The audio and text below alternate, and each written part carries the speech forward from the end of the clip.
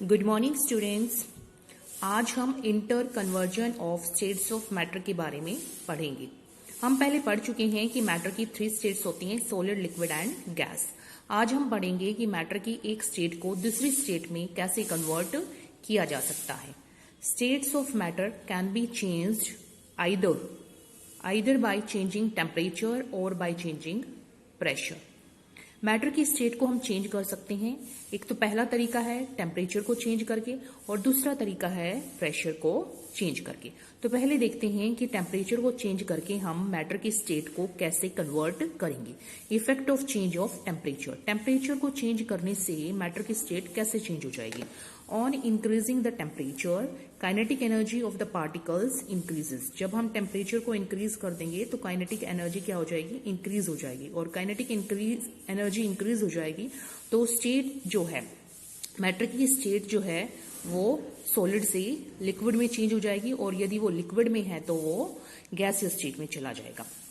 तो देखिए यहाँ पे सॉलिड स्टेट में कोई सब्सटेंस है हमारे पास, यदि हम उसको हीट करेंगे, उसका टेम्परेचर इंक्रीज करेंगे तो वो लिक्विड स्टेट में आ जाएगा। और यदि कोई सब्सटेंस लिक्विड स्टेट में है, उसको हम हीट करेंगे तो उसका यानी कि उसका टेम्परेचर हम इंक्रीज करेंगे तो वो गैसियस स्टेट में आ जाएगा। और इसके उल्टा भी होता है, यदि कोई सब्सटेंस गैसियस स्टेट में है और उसका टेम्परेचर हम कम कर दें यानी कि उसको कूल कर दें तो उसकी काइनेटिक एनर्जी क्या हो जाएगी, कम हो जाएगी, जिससे जो है सब्सटेंस गैसियस स्टेट से लिक्विड स्टेट में आ जाएगा। और इसी तरह से यदि कोई सब्सटेंस लिक्विड स्टेट में है, उसको हम कूल कर दें तो उसके पार्टिकल्स की काइनेटिक एनर्जी क्या होगी, कम होगी। और कम होने से उसकी स्टेट भी क्या हो जाएगी, चेंज होना शुरू हो जाएगी, वो लिक्विड से सॉलिड स्टेट में आ जाएगा। अब हम देखते हैं what is melting point. Melting point क्या है, ये एक टेम्परेचर है एट विच सॉलिड चेंजेस इनटू लिक्विड। जब हम सॉलिड सब्सटेंस को हीट करेंगे तो उसके पार्टिकल्स की काइनेटिक एनर्जी इंक्रीज होना स्टार्ट हो जाएगी और पार्टिकल्स जो है तेजी से मूव करना शुरू कर देंगे, जिससे क्या हुआ, उनके बीच का जो फोर्स ऑफ अट्रैक्शन था वो टूट जाएगा और पार्टिकल्स फ्रीली मूव करना शुरू कर देंगे। तो एक टेम्परेचर ऐसा आएगा जहां पर सॉलिड जो है वो लिक्विड में चेंज होना शुरू कर देगा। उस टेम्परेचर को हम कहेंगे मेल्टिंग पॉइंट। तो it is the temperature at which solid changes into liquid. जो बर्फ होती है, आइस होती है, उसका जो मेल्टिंग पॉइंट होता है वो 0 डिग्री सेल्सियस है। इसका मतलब एट 0 डिग्री सेल्सियस आइस जो है वो वाटर में कन्वर्ट होना स्टार्ट कर देती है। 0 डिग्री सेल्सियस जो है वो 273.15 केल्विन के इक्वल होता है। तो हम कह सकते हैं melting point of ice is either 0 degree Celsius और 273.15 केल्विन। नेक्स्ट इज मेल्टिंग और फ्यूजन। सॉरी, मेल्टिंग और फ्यूजन का मतलब क्या है, ये एक प्रोसेस है conversion of solid into liquid. जब सॉलिड लिक्विड में जो चेंज होता है, सॉलिड का लिक्विड में चेंज होना क्या कहलाता है, मेल्टिंग और फ्यूजन। अभी हमने टेम्परेचर के बारे में पढ़ा। जो ऐसा यूनिट ऑफ टेम्परेचर है वो क्या होती है, केल्विन, जिसका सिंबल होता है के। हर एक फिजिकल क्वांटिटी की एक यूनिट होती है। जैसे कि हम मास को किलोग्राम में मेजर करते हैं, डिस्टेंस को मीटर, किलोमीटर में मेजर करते हैं, इसी तरह टेम्परेचर को हम किस में मेजर करते हैं, केल्विन में।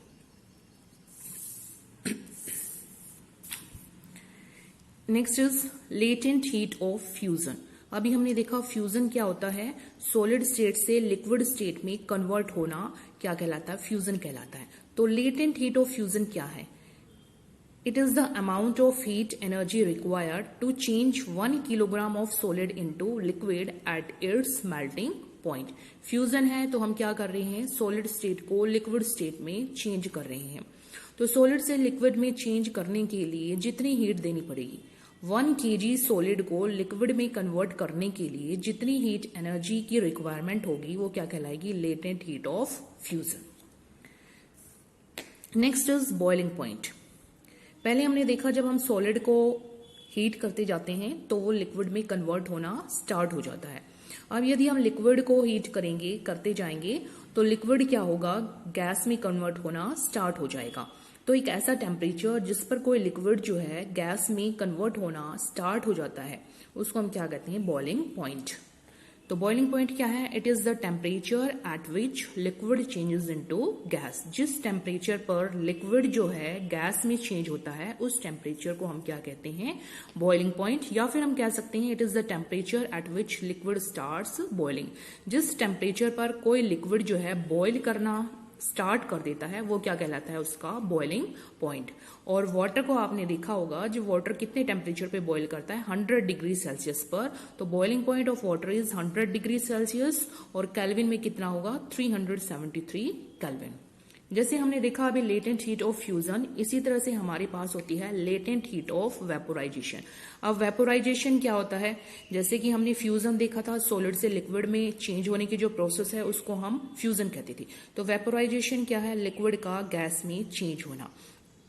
It is the process of change of liquid into gas. Liquid का गैस में चेंज होना क्या कहलाता है? वेपोराइजेशन। और लेटेंट हीट ऑफ वेपोराइजेशन क्या होती है? It is the amount of heat energy required to change 1 kg of a liquid into gas at its boiling point. 1 kg liquid को गैस में बदलने के लिए जितनी हीट एनर्जी की रिक्वायरमेंट होगी वो क्या कहलाएगी? Latent heat of vaporization. Next है हमारे पास सब्लिमेशन। सब्लिमेशन क्या होता है? It is the process of change of solid into gas directly. किसी सॉलिड का सीधा गैस में कन्वर्ट हो जाना विदाउट चेंजिंग इनटू लिक्विड। वैसे तो क्या होता है, जब हम सॉलिड को हीट करते हैं वो लिक्विड में चेंज होता है, फिर लिक्विड को हीट करेंगे वो गैस में चेंज होता है। लेकिन कई सब्सटेंसेस ऐसे होते हैं जिनको हम, वो सॉलिड स्टेट में होते हैं और हम उनको गर्म करते हैं, हीट देते हैं, तो वो डायरेक्टली गैस में कन्वर्ट हो जाते हैं, लिक्विड में कन्वर्ट नहीं होते। तो ये जो प्रोसेस होती है सॉलिड से डायरेक्टली गैस में बदलने की, उसको हम क्या कहते हैं? सब्लिमेशन। और इसी का उल्टा गैस से डायरेक्टली सॉलिड में कन्वर्ट होना क्या कहलाता है? Deposition. It is the process of change of gas into solid directly. अगर हमारे पास कोई सब्सटेंस गैसियस स्टेट में है और उसका टेम्परेचर हम कम कर दें तो वो डायरेक्टली एकदम से सॉलिड में कन्वर्ट हो जाए, बीच में लिक्विड स्टेट आती है, लिक्विड में ना कन्वर्ट होके वो डायरेक्टली सॉलिड में कन्वर्ट हो जाए, तो उसको हम क्या कहेंगे? Deposition. Next is condensation. Condensation क्या होता है? It is the process of change of gas into liquid. Gas का लिक्विड में चेंज होना, गैस का लिक्विड स्टेट में चेंज होना क्या कहलाता है? Condensation. Next is solidification. Solidification क्या होती है? It is the process of change of liquid into solid. Liquid का सॉलिड में चेंज होना, जैसे कि नाम दिख रहा है सॉलिडिफिकेशन, मतलब सॉलिड बन जाएगा। लिक्विड से सॉलिड में चेंज होना क्या कहलाता है? सॉलिडिफिकेशन। अभी हमने ऊपर पढ़ा था latent heat of fusion and latent heat of vaporisation. इसमें जो लेटेंट वर्ड आ रहा है, लेटेंट वर्ड का मीनिंग होता है हिडन, छुपी हुई हीट। एक बार दोबारा देख लेते हैं। कौन कौन सी प्रोसेस हमने पढ़ी? सॉलिड से लिक्विड में कन्वर्ट होना, सॉलिड से लिक्विड में कन्वर्ट होना फ्यूजन कहलाता है। लिक्विड से गैसियस स्टेट में कन्वर्ट करना वेपोराइजेशन कहलाता है।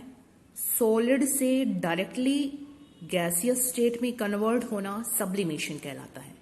अब उल्टी डायरेक्शन में देखते हैं, गैस से लिक्विड में कन्वर्ट होना, गैस से लिक्विड में चेंज होना कंडेंसेशन कहलाता है।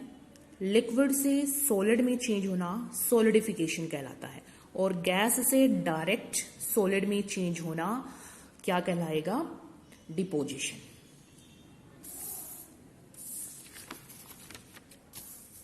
अभी हमने देखा effect of change of temperature. भी टेम्परेचर को चेंज करके हम मैटर की स्टेट को कैसे कन्वर्ट कर सकते हैं। अब हम देखते हैं effect of change of pressure. Pressure को चेंज करके हम मैटर की स्टेट को कैसे चेंज कर सकते हैं। ऑन चेंजिंग द प्रेशर, जब हम प्रेशर चेंज करेंगे, मतलब कोई भी सब्सटेंस है हमारे पास, जब हम उस पर जो दबाव डाल रहे हैं उसको हम इंक्रीज कर देंगे या डिक्रीज करने देंगे, उससे क्या होगा? जो मैटर के पार्टिकल्स हैं उनके बीच का जो डिस्टेंस है वो भी क्या हो जाएगा? चेंज हो जाएगा। और जब मैटर के पार्टिकल्स के बीच का डिस्टेंस चेंज हो जाएगा तो उसकी स्टेट भी चेंज हो जाएगी। कल हमने पढ़ा था ना सॉलिड, लिक्विड और गैस के बीच में क्या डिफरेंस होता है। उसमें आपने देखा था कि जो सॉलिड के पार्टिकल्स हैं उनके बीच में सबसे कम स्पेस होता है, उससे ज्यादा स्पेस लिक्विड के पार्टिकल्स में होता है और सबसे ज्यादा स्पेस जो है सबसे ज्यादा स्पेस गैस के पार्टिकल्स के बीच में होता है। तो यदि आप प्रेशर को चेंज करेंगे, यानी कि गैस के प्रेशर को बढ़ा देंगे मान लो, तो क्या होगा, गैस के पार्टिकल्स पास आ जाएंगे और वो किस में कन्वर्ट हो जाएगा, लिक्विड स्टेट में। और जब लिक्विड स्टेट पे प्रेशर आप इंक्रीज करोगे तो उसके पार्टिकल्स और ज्यादा पास आ जाएंगे और वो सॉलिड स्टेट में चेंज हो जाएगा। तो हम कह सकते हैं, on changing the pressure distance between particles of matter changes and hence state of matter changes. Pressure को चेंज करने से पार्टिकल्स के बीच का डिस्टेंस चेंज होता है और उससे मैटर की स्टेट चेंज होती है। ये हमने दिखा दिया। ऑन इंक्रीजिंग द प्रेशर, जब हम प्रेशर बढ़ाएंगे तो गैस जो है वो लिक्विड में कन्वर्ट हो जाएगी और लिक्विड जो है वो सॉलिड में कन्वर्ट हो जाएगा। अगर हम प्रेशर को कम करेंगे तो सॉलिड जो है वो लिक्विड में चेंज होगा और लिक्विड जो है वो गैस में चेंज हो जाएगा। Next point is solid carbon dioxide is called as dry ice। solid carbon dioxide को हम क्या कहते हैं, ड्राई आइस कहते हैं। इसको आप लर्न कर लेंगे। Next is conversion of temperature on kelvin scale to Celsius scale and vice versa. हमारे पास टेम्परेचर को मेजर करने के दो स्केल होते हैं। एक तो केल्विन स्केल होता है जिसमें हम टेम्परेचर को केल्विन में मेजर करते हैं, और दूसरा स्केल होता है हमारे पास सेल्सियस स्केल, जिसमें आप टेम्परेचर को डिग्री सेल्सियस में मेजर करते हैं। तो यदि आपको टेम्परेचर डिग्री सेल्सियस में दिया हुआ है और आपको केल्विन में कन्वर्ट करना है, तो आप क्या करेंगे, जो टेम्परेचर डिग्री सेल्सियस में दिया हुआ है उसमें +273 प्लस कर देंगे। और यदि आपको टेम्परेचर केल्विन में दिया हुआ है और आपको डिग्री सेल्सियस में कन्वर्ट करना है, तो आप क्या करेंगे, उसमें से -273 सब्ट्रैक्ट कर देंगे। तो ये हमारे पास फॉर्मूला है। केल्विन में दिया हुआ है, सेल्सियस में कन्वर्ट करना है तो -273 सब्ट्रैक्ट कर देंगे।